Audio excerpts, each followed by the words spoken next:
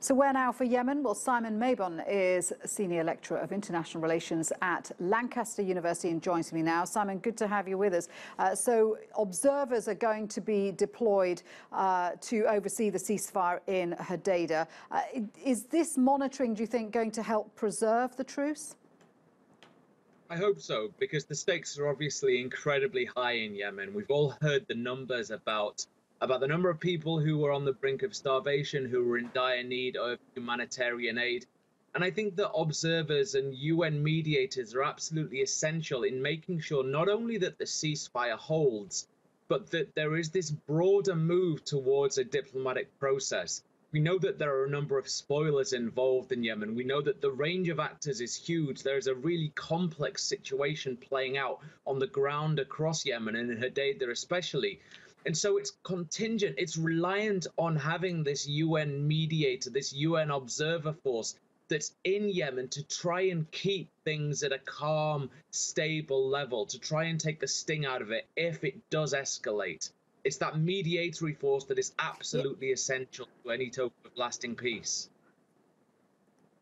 And of course, as we know, it's the international players that hold a lot of the cards here.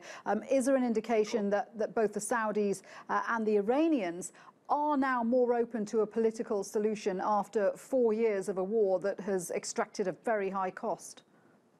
I think it's the Saudis that are perhaps the key players here. We know that they have a very strong, very heavy vested interest in Yemen. We know that they've been involved in a military campaign, and the Iranian influence in Yemen is a little bit more circumspect, a little bit more ambiguous, let's say, perhaps by design, of course.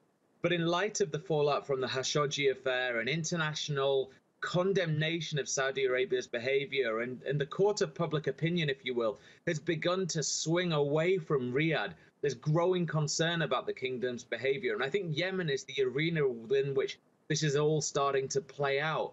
So I think that that's why there is this shift in Saudi policy, this idea that now is the time to try and bring about a peaceful reconciliation and an end to this conflict in the country.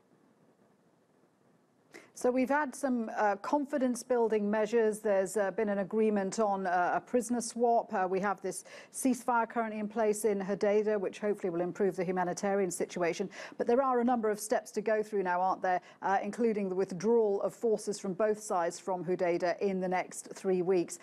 Do you think that that can be built on to achieve a framework for a wider peace?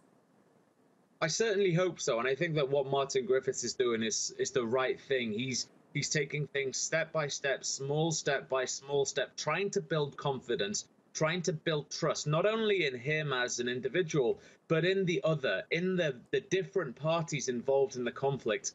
And that's absolutely key. If you want to build trust, if you want to have some type of long-lasting peace deal, you have to have trust in the opposition. And that's not going to come overnight. That's only going to be built through these very small acts that are easily seen, that are easily verified. And so it will take time. It will take a number of these small incidents that will allow trust to be built that can hopefully bring about a lasting peace.